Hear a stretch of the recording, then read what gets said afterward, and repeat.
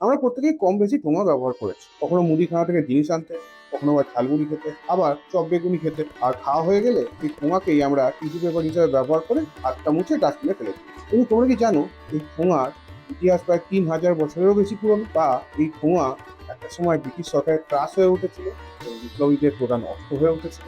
একবার ব্রিটিশ সরকার প্রস্তাব করেছিল ঠোঙাকে ব্যান করা। কি আছে এই পুরনো খবরের কাগজ দিয়ে তৈরি ঠোঙা? চলো আজকে আমরা জেনে নিই ঠোঙার ইতিহাস।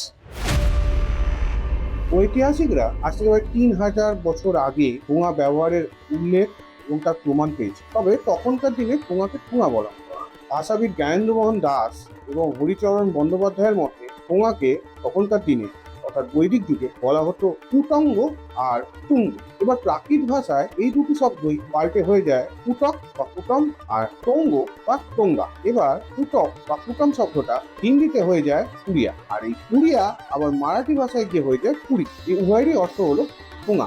অন্যদিকে টঙ্গ আর টঙ্গা এই শব্দ থেকে, বিশেষ করে টোঙ্গা থেকে আমাদের বাংলায় আসে ঠোঙা শব্দটা। আর এই শব্দটাই পরবর্তীকালে দ্রাবিড়িয়ান ল্যাঙ্গুয়েজের সাথে মিশে গিয়ে ওখানে তামিল ভাষায় হয়ে যায় টোঙ্গাই, যার অর্থ হচ্ছে ঠোঙা। তামিল থেকে আবার তেলেগুতে হয়ে যায় ডোন্না, আবার তেলেগু থেকে কন্নড়ে হয়ে যায় টোনা। প্রত্যেকটা শব্দের অর্থই হলো ঠোঙা। তবে টঙ্গ শব্দের জার্নিটা ছিল বিশাল, বলতে পারি ইন্টারন্যাশনাল। তখন বাংলা ছিল পাল সাম্রাজ্যের অধীন, আর পাল রাজারা ছিল বৌদ্ধ। তাই পাল রাজাদের আমলে বৌদ্ধ ধর্ম গোটা বাংলায় খুব ফুলে ফেঁপে উঠেছে। এই সময় তক্ষশিলা, সোমপুর, অদ্যন্তপুরী এরকম একাধিক বৌদ্ধ বিহার ও বিশ্ববিদ্যালয় গড়ে ওঠে। এবার এই বিশ্ববিদ্যালয়গুলোতে তিব্বত, পুরো চীন থেকে প্রচুর ছাত্র, তারপর পর্যটকরা আসতো। তারা যেমন তাদের কালচারকে আমাদের এই বিশ্ববিদ্যালয়গুলোতে নিয়ে আসতো, তেমনি এখানকার আমাদের লোকাল কিছু কালচার, জিনিস, টেকনোলজি, ক্রাফটকে তারা তাদের সাথে তাদের দেশে নিয়ে যায়। ঠিক এইভাবেই আমাদের পোঙা জিনিসটা যায় চায়না। এবার চাইনিজরা তখন করে কি, পাতার বদলে কাগজ দিয়ে একটা ঠোঙা তৈরি করে, যেটাকে বর্তমানে সিম্পলিফাইড চাইনিজে বলা হয় জিওবাও। তবে যদি ট্র্যাডিশনাল চাইনিজে এটাকে দেখা হয়, তাহলে এটার উচ্চারণটা হয় জিও টং। তো এখানে টং জিনিসটা এসছে, আপনারা বুঝতেই পারছেন, আমাদের প্রাকৃত টং থেকে।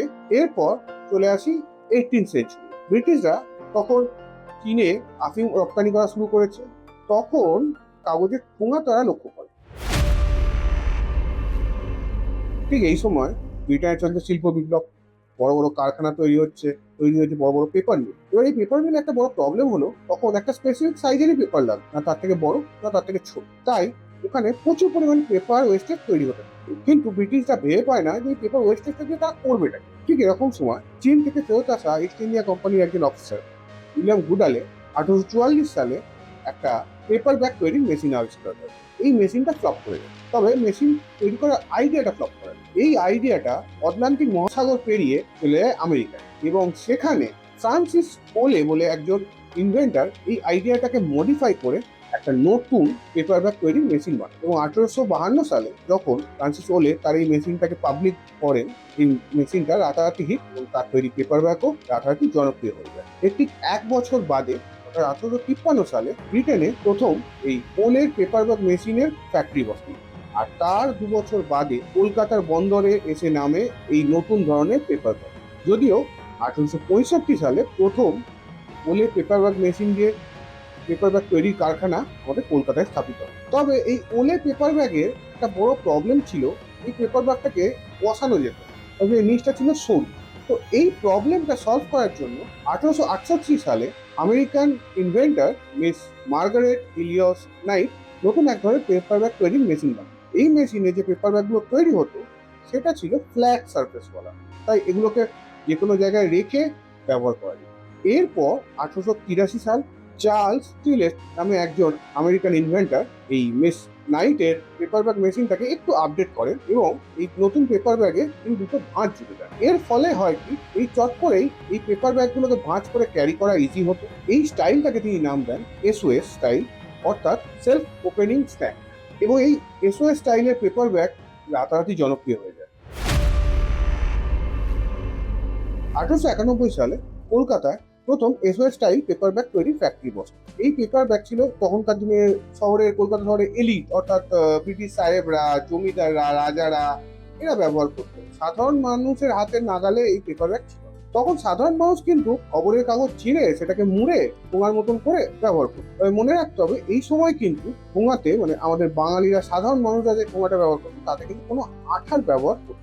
এরপর 1900 শতকের শুরু কিছু বাঙালি ব্যবসায়ী এই এসও স্টাইল মেশিন বিলেত থেকে কিনে তাদের ফ্যাক্টরি দেয়, রাতারাতি মার্কেটটা ধরে ফেলে। সাধারণ মানুষের হাতেও এই ঠোঙা আসতে শুরু করে। সাধারণ মানুষরা তখনকার দিনে এই ঠোঙাকে বলতো বিলাতি ঠোঙা। সব ঠিক ছিল, সাধারণ মানুষের কাছেও ঠোঙা চলে এসছে। এরকম টাইমে 1905 সালে লর্ড কার্জন ঘোষণা করলেন বঙ্গভঙ্গ। গোটা দেশে বিক্ষোভ শুরু হলো। বঙ্গভঙ্গকে বিরোধিতা করে ব্রিটিশ পণ্য বর্জন করার একটা হিড়িক শুরু হলো। আর তাতে বিলেতি ঠোঙাও বাদ গেল। কিন্তু এবার প্রবলেমটা হলো বিলেতি ঠোঙা নেয় বাদ দেওয়া হলো, কিন্তু ঠোঙার তো একটা প্রয়োজন, তো মার্কেটে একটা বিশাল মার্কেটের এই ক্রাইসিস দেখা দিল। এবং শোনা যায় যে জনৈক একজন শিক্ষক এই বিলেতি ঠোঙাকে খবরের কাগজ দিয়ে হাতে করে তৈরি করার প্রসেসটা আবিষ্কার করে। তবে অনেক খুঁজেছি, কিন্তু এই জনৈক শিক্ষক কে ছিলেন সেটার কোনো সঠিক উত্তর পাই। তাই দর্শকদের অনুরোধ করা হচ্ছে, যদি আপনাদের কারোর জানা থাকে যে এই জনৈক শিক্ষক কে ছিলেন সেটা অবশ্যই কমেন্টে লিখে দেন। আর এতক্ষণ যদি আপনার ভিডিওটা দেখছেন, আপনাদের ভালো লাগে, তাহলে প্লিজ সাবস্ক্রাইব করুন আমাদের এই চ্যানেলটা। আমরা এরকম ভালো ভালো কন্টেন্ট নিয়ে আসছি। খবরের কাগজ, আটা আর তুঁত, এই তিনটে জিনিস দিয়ে ঠোঙা তৈরি করা হয়। ফলে এটা খুবই বাজেট ফ্রেন্ডলি ছিল, বিলেতি ঠোঙার মতন এক্সপেন্সিভ ছিল না। আর যেহেতু আটার মধ্যে তুঁত মিশিয়ে আটাটা তৈরি করা হতো, ফলে এই ঠোঙাটা একদিক থেকে ছিল ব্যাকটেরিয়া ফাঙ্গাস প্রুফ। পোকামাকড় এই ঠোঙার ধারে কাছে ঘেঁষতো না এবং কি ইঁদুরও আসতো না। খুব সহজেই এই ঠোঙা ওটা মার্কেটটা দখল করে নিল এবং বিলেতি ঠোঙা প্রায় একটি বন্ধই হয়ে গেল। আর অন্যদিকে কাগজের দেশি ঠোঙাটার আরেকটা বড় সুবিধা হলো এটা ঘরে তৈরি করা যায়। এর ফলে প্রচুর মানুষ এই ঠোঙা তৈরি করে জীবিকা নির্বাহ করতে শুরু করে, বিশেষ করে প্রথম বিশ্বযুদ্ধের সময়। ফলে পরবর্তীকালে এই ঠোঙা তার মার্কেটটা কিন্তু অটুট রাখতে পেরেছে। এই ঠোঙার জন্য ব্রিটিশ পুলিশদের মাথায় হাত তুলে গেল। এবার থেকে এই ঠোঙাগুলো খবরের কাগজ দিয়ে তৈরি হতো। তো তখনকার দিনে বিপ্লবীরা এই ঠোঙা দিয়ে কমিউনিকেশন করার জন্য একটা কোড বানিয়েছে, যে কোডটা তাদের মধ্যেই সবাই জানতো এবং ওই একটা ঠোঙার মধ্যে তারা তাদের মেসেজগুলোকে এক জায়গা থেকে আরেক জায়গায় পাঠায়। এতে ব্রিটিশ পুলিশ যদি ঠোঙাটা নিয়েও ফেলতো, তারা এই মেসেজের মাথা মুন্ডু কিছুই বুঝতে পারত। যার ফলে হয় কি, ব্রিটিশ পুলিশদের কাছে বিপ্লবীদের মেসেজ, কোডের মেসেজকে ডিকোড করা একটা অসাধ্য সাধন হলো। এছাড়াও বিপ্লবীরা আরো একটা জিনিস করে, সেটা হলো এই যে ঠোঙার নিচে একটা বেশ শক্ত বেসের জন্য মোটা কাগজ দিত। তারা করতো কি, শক্ত বেসের জন্য মোটা কাগজের জায়গায় তারা তাদের লিফলেট বা ম্যানিফেস্টোটাকে মুড়ে ওই জায়গায় ঢুকি। যখন কাউকে কোথাও লিফলেট বা ম্যানিফেস্টো দেওয়ার ব্যাপার থাকতো, তখন তার জায়গায় তারা ঠোঙা বিলি করতো। এবার ঠোঙাটাকে ছিঁড়ে ওই নিচে ম্যানিফেস্টো বা লিফলেটটা মানুষজন পেয়ে যেত, আর সেটা ব্রিটিশ সরকার আটকাতে পারছিল। এছাড়া মানে একটা দুষ্টু বুদ্ধির ব্যাপারও আছে আর কি। আমরা সবাই ছোটবেলায় কম বেশি ঠোঙাটাকে মুখ দিয়ে হাওয়া ভর্তি করে ফুলিয়ে তোমার মুখটা বন্ধ করে পেছন দিয়ে চাপ দিয়েছি এবং ঠোঙাটা একটা বুমের মতন আওয়াজ করে ফেটে গেছে। কিন্তু এই জিনিসটাকে বিপ্লবীরা একটা অন্য মাত্রায় নিয়ে গেছে। রাতের বেলা যখন পুলিশরা অনেক সময় বিপ্লবীদের তাড়া করতো, তখন তাদের সহযোগিতা করতো কি, অন্যান্য গলির আশেপাশে লুকিয়ে পড়তো এবং ঠোঙাটাকে ফুলিয়ে দুম করে আওয়াজ করতো। এর ফলে হতো কি, পুলিশরা চারপাশ দিক থেকে আওয়াজ আসতো এবং রাতের মধ্যে ঠাউর করা মুশকিল হয়ে যেত যে এটা বোমের আওয়াজ না ঠোঙা বটন আওয়াজ। পুলিশরা কনফিউজ হয়ে যেত আর তার থেকে বিপ্লবীরা পালিয়ে যেত। ফলে এই কাগজের ঠোঙা বিপ্লবীদের কাছে যেমন একটা অস্ত্র হয়ে উঠে গেছিল, তেমনি ব্রিটিশ পুলিশদের মাথায় হাত বসিয়ে দিয়েছিল। শোনা যায় যে এরকম সময় ওয়াটসন নামে লালবাজারে একজন সাহেব, তিনি নাকি তখনকার দিনের বড় লাটকে চিঠি লিখেছিলেন যাতে ঠোঙাটাকে ব্যান করে দেয়, যদিও তার আর্জি খারিজ হয়ে যায়। 1947 ভারত স্বাধীন হলো, তার সাথে দেশটাও ভেঙে দুভাগ হলো।